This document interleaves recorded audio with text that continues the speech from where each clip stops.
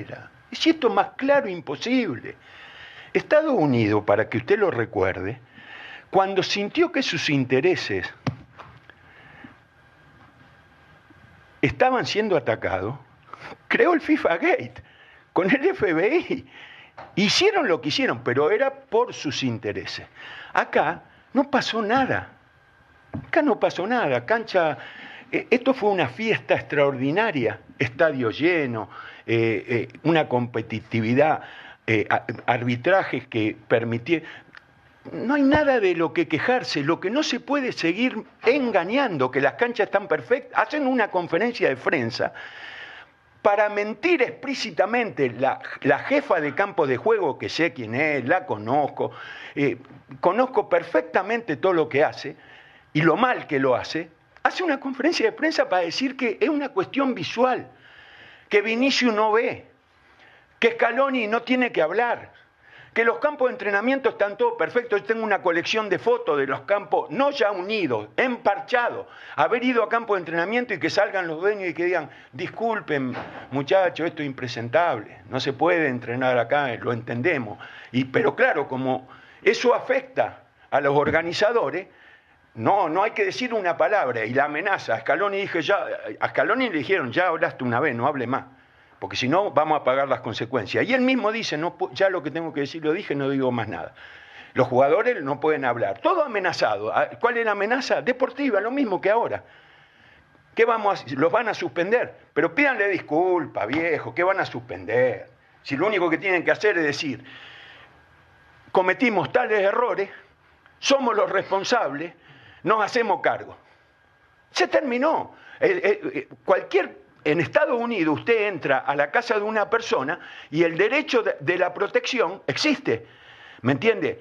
Proporcionado. Los dirigentes del fútbol uruguayo impiden que se metan adentro de donde ellos están y resulta que se tienen que ir del país para que no los metan presos. ¿Pero dónde se ha visto esto? ¿Dónde se ha visto? ¿Dónde se ha visto que no haya una reacción bien clara diciendo esto no tiene nada que ver con los futbolistas fueron obligados a hacer esto? La sanción no es para los futbolistas, sino para aquellos que lo obligaron a actuar del modo en que actuaron. No tenían opción, los dejaron sin opción. Y resulta que hay que ver si le tenemos que tener miedo a las posibles sanciones. Lo único que faltaría es que haya sanciones. Y por supuesto, todo esto es una casa de brujas. No, bueno, miren que los vamos a sancionar, y los vamos a sancionar para que cumplan en la fecha, en el partido por el tercer puesto. Y ahora ya no más por el tercer puesto, porque hay mucha repercusión pública, entonces vamos a tener que pensar. Todo una vergüenza, en un país que como organizador tiene responsabilidad también, pero estoy seguro que no han mentido. Ellos dijeron que las canchas iban a ser lo que son, porque no han mentido.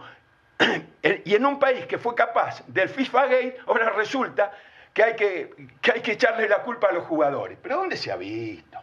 Llega un momento, se imagina que yo he pasado, que nunca las dije, por situaciones que conozco muchísimo más graves que estas.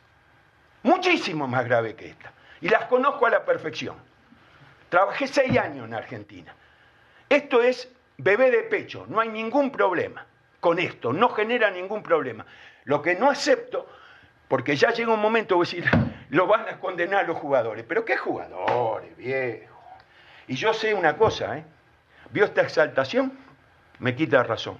Es un energúmeno, es un loco. A todos, muchas gracias. Claro, ¿por qué la suspendí? Felipe me dijo. No, esto que... Sí, yo estoy a disposición, porque si no parece que también frenamos... Felipe, ¿bien? Ok, continuamos acá. Well, what you just saw was just a little bit. And he delves into a lot of things in this long press conference / tirade / vent session / a lot of other things. Keep in mind, there's a lot of interesting things to come out of this. And I know many have already talked about. Mostly who I've seen are mostly in Spanish that have said, very few in English that really have delved into it. It seems like it's not of interest. It seems like, well, that's not my problem. Well, it is. Because if you think, is CONMEBOL to blame on this? A great part of it. Because it's, at the end of the day, it's their tournament. It's their logo stuck on the main logo. So yeah, in part it is their problem, and they have a lot of blame. But let's not act naive, folks. You think CONCACAF is just sitting back and watching the money come in? I mean, they're not getting a whole lot, or they are getting a good chunk of it. You would end up saying it's kind of a passive income, if you will, for CONCACAF. It's kind of passive income for the U.S., which kind of, I mean, the U.S. soccer are getting around 10 million plus a cut of the stadium fees. All the revenue generated from ticket sales, from concessions, things like that. And it's not a short chunk of change if you start looking at it from a perspective of the full stadiums, not so much the empty ones that have been very prevalent in the group stage of the Copa America. But Bielsa says a lot of things that make sense, man. That first he starts out with of course, not talking. You know, Lionel Scaloni goes and, Lionel spoke. And they said, you already said it once. You're not going to say it again. You're being censored. And censorship is something that's been very commonplace in the relationship between sport and media, politics and media. And it's been that present. And there are several journalists. I don't feel affected. I mean, people say, oh, but he's generalizing. I sure as hell don't feel affected. You know why? Because I'm at peace with what I think. I'm at peace with what I think, how I've acted, and how I've been consistent in terms of my reaction. So I don't feel offended how some did.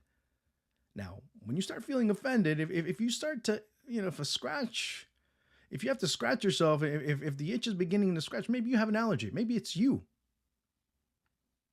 I don't know. You tell me if you get offended that easily on something that's not applicable to you. But that's another issue. But Bielsa does say that, hey, look, by the way, you can't speak. And he's on the inside. Yes, he is on the inside. Oh, but why is he speaking? Well, that's his way of combating things. Either you're on the inside combating to change, or you're on the outside throwing rocks, seeing what ends up cracking the shell. Oh, but but why is he saying it knowing that he lost the game? Folks, this is common. When you don't get a job, what do you do? When you don't get the girl, what happens? When you don't get, accepted somewhere, what ends up happening? I mean, you're not happy. Maybe you don't act in a way where you're, disparaging about a person, a place, or a thing.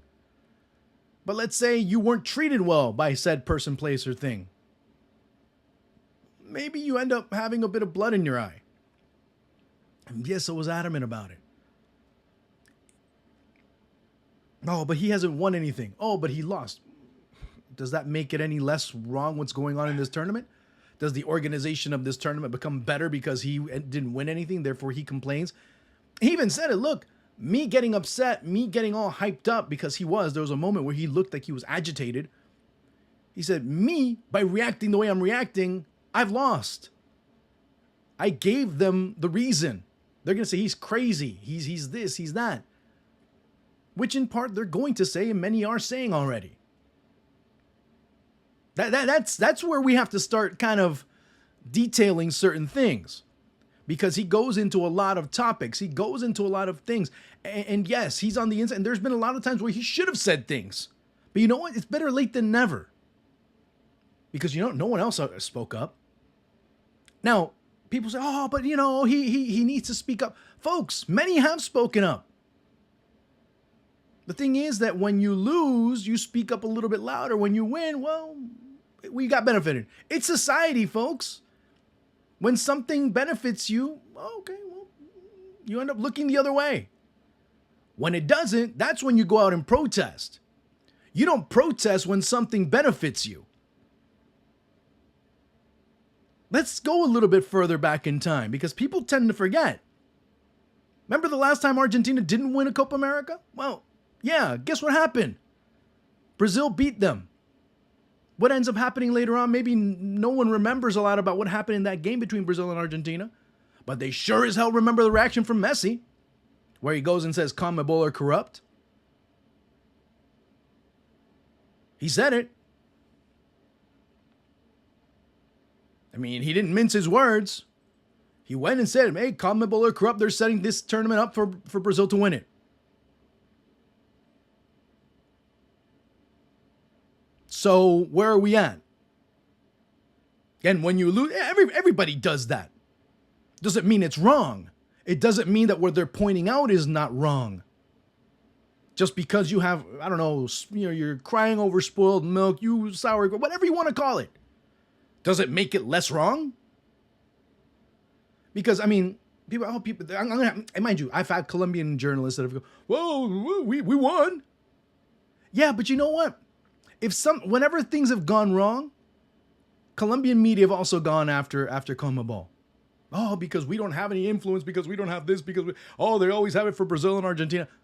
But now they went in their favor, at least things went their way. Everyone's quiet.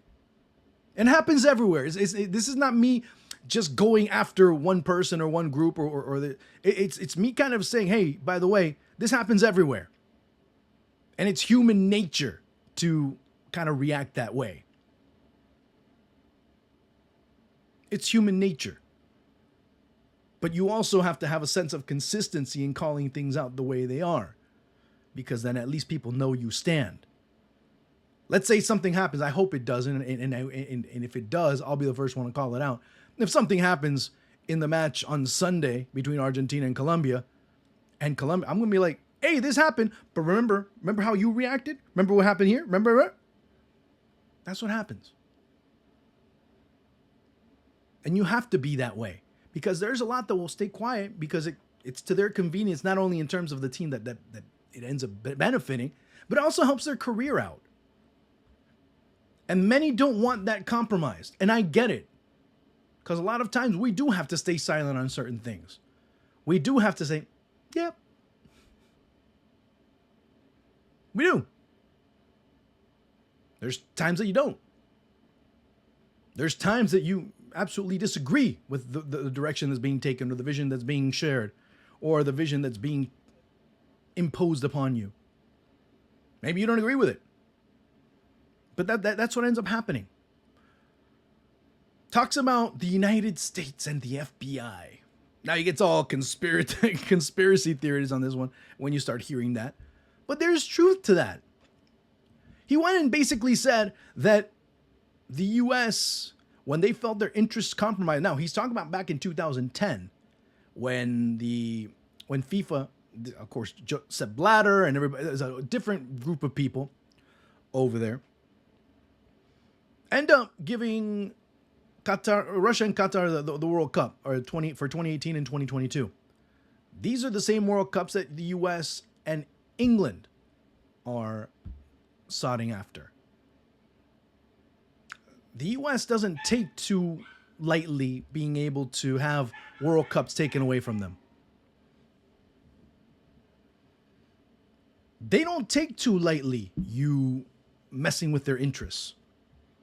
Despite it being one of the biggest, Qatar is one of the biggest partners and one of the biggest allies of the United States in the Middle East. I mean, it's no coincidence that they also have the biggest military base, or the biggest Air Force base in the Middle East, in Qatar. But still, they felt like their pocket was picked. So what happened? FIFA Gate. Mind you, there were people from the AAFC, people from the CAF, people from UEFA. It wasn't just CONCACAF and CONMEBOL, or from this region, from Latin America and South America, that ended up being bribed. Well, those were the ones that ended up getting arrested. What ends up happening? Well, of course, the year after FIFA Gate, the Copa America Centenario is played here in the United States. All of a sudden, the land of soccer wants football. And football gladly obliged. So now we have football in the land of soccer. And that ends up being Well, it was an issue. There were a lot of issues in the Centenario. And there's been a lot of issues in the Centenario that have continued into this particular tournament. And I tell you that because I did commentary for many of those matches in the Centenario, where they ended up putting, especially, I'd say it because at Gillette Stadium over in Philadelphia, they also did the same. They put grass over turf. Same thing as now. Nothing has changed from that perspective. And again, you see what goes on, and you see what is really not transpired in terms of that. Now, whose fault is it? There's a lot of fingers to blame. But again, the great American game is not football. It's blaming others. Is CONMEBOL a fault? Yes, a great deal. They're the ones that organize it, like I said before. They have their logo on the tournament. But there's others. There's others that have a lot to blame. CONMEBOL is not stupid. I think many confuse and conflate stupid with selectively active. What are you talking about? Because the pitch conditions weren't up to par. No way they were up to par. But the show has to go on. The show has to, it has to somehow be played. 7 months. This was known. Okay, 7 months ago, we knew where the matches were going to play at what time, and there were no preparations made. I'll tell you this much.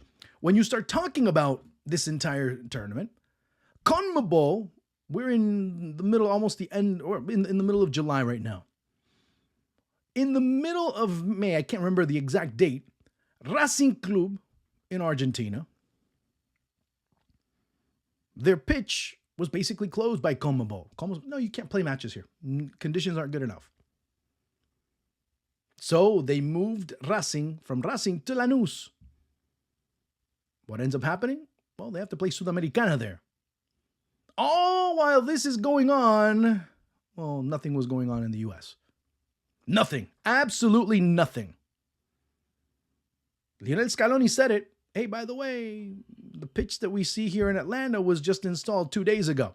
Marcelo Bielsa said it. Look, they're not promising you perfect pitches. They're going to promise you a pitch will be installed 2 days before the game.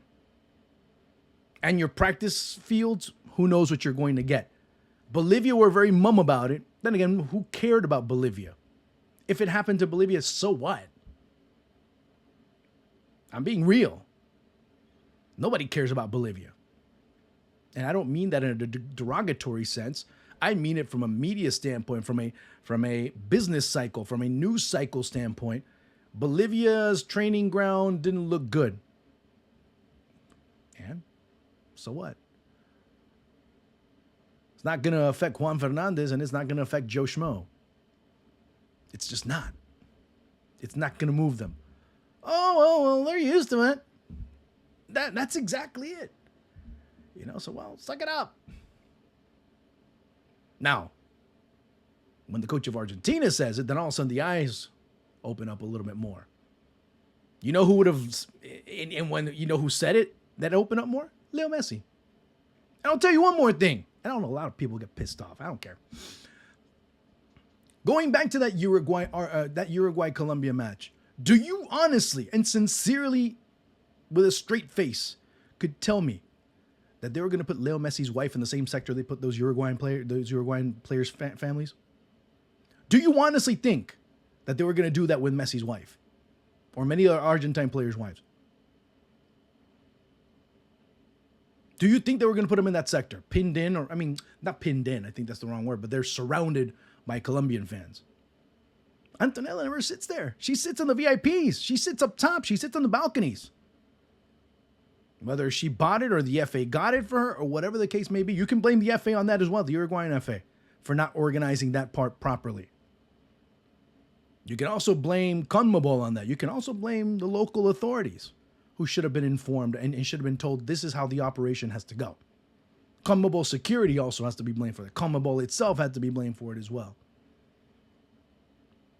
Because the solution for CONMEBOL, let's sanction everybody. Asshole, why don't you solve the thing first? Why don't you prevent instead of trying to find a cure? Why don't you start saying, well, you know what, this could be a problem here. let's try and put them somewhere else. Well, a problem it ended up being. And it's a problem that could have probably been mitigated much better if there was better planning. Now, I'm not saying that this was right or wrong, but when you have fans drinking and you have fans that will taunt, they're gonna so and so's sister, and when you're drunk, your faculties aren't all there, to put it lightly. That could have been prevented. A lot of things could have been prevented on that day. And not only that, they have no way to get out, or barely any way to get out. Notice that the Charlotte Police Department is very quiet on this issue. There's been no statements regarding this. The only problem is CONMEBOL now want to sanction. It's easy. That's the easy part. Well, let's just suspend everybody, instead of making sure that things like that don't occur again. Suspending is easy, but it could have been prevented, because it also ruins your spectacle. Don't tell me, and I've heard a lot of people, well, I don't know. I don't think that's the proper way to go, to try and, go and be violent. Look, dude, when your family when there's danger, your family's in a precarious situation, you, as a protector, as a provider, you don't go and say, you don't become Napoleon at that moment and start strategizing, number one. Number two, guys, if, an eye for an eye leaves the world blind. No, you don't have that. You go and you defend what's yours. Now, one thing is going and you defending what's yours. Another thing is going and throwing chairs. One thing is going and defending what's yours. And another thing is throwing a bottle from afar and hitting somebody. So understand what I'm saying here. Going in and fighting somebody because they're endangering your family is one thing. From afar and slinging a water bottle and hitting one of yours, that's not brave, or that's not what a person would actually do in that situation. Now, do you go in, confront, and then leave? That's different. I'm not wanting to go and say how someone should confront that particular situation in such a specific manner. But I can tell you one thing. My family's in danger. I'm going in. And we be dragons. We'll see what ends up happening in all of this. Because I know one thing. They're not messing with my family. Now, me going in for the sake of going in, that's different. No. Then at that point, you have to be intelligent. But family comes before anything else. I don't care who you are. And those of you who have said it, you probably don't have kids. And those of you who have said it probably aren't married. And many of you have said it, probably haven't got laid before. So that's another story. But that's where this ends up being, where you have a coach that comes out and he knows the position that he's in. Maybe from a popular standpoint, he's going to gain a lot of followers. He's also gained a lot of detractors, even more than he already has. But you at least know where he stands in Marcelo Bielsa. Now, Jesse Marsch kind of came out, and yeah, I mean, I agree with a lot of what Jesse Marsch said. But then, he kind of, I don't agree with everything he said. I mean, I agree with a lot of what Jesse Marsch said, but he really didn't go and take a swipe at the organization from a perspective of being, how should I say, in terms of everything around. He only went and blamed only one side. Yes, it went just machine gun crazy, spraying everybody. Everybody got hit at one point. Jesse Marsch kind of said, well, it's only the South Americans. He's right. I'm not going to deny it. But then there's others. There are other little entities. There are other entities. There are other people that were involved, not just the South Americans, the dirty South Americans, as many call them now. There's a lot to this Bielsa issue that still has to go on because, like I said before, it's going to be tinged for some people because, oh, he lost. And if he won, he would. Well, we don't know that. We don't know if he would have won, he would have said this. But I know one thing for sure. He had to come out and say it because he knows that there's a suspension coming for many of his players. So he has to come out and say, wait a second, you of all people telling us what's going on? When you've done this, you CONMEBOL, you United States, you this. He even talked about private property at one point, saying, well, yeah, when I'm in someone else's property, I can't defend myself, but if something's happened in my family, well, what do I do? It's all that. Now, keep in mind, this is also Marcelo Bielsa who got suspended. Many apparently got suspended. The same people that got suspended for criticizing apparently didn't get suspended for criticizing. They got suspended for having their team come out a minute. When the hell has that ever happened in a Copa America? They came out a minute or two late. Two, I'll give them two. When did that happen? But mind you, it's so coincidental that it happens to be the same people that criticized CONMEBOL in the first rounds. Gareca also criticized, talking about the pitches and how bad they were. Scaloni ends up getting suspended because of there was a hard line that was established. I mentioned in one of the videos before.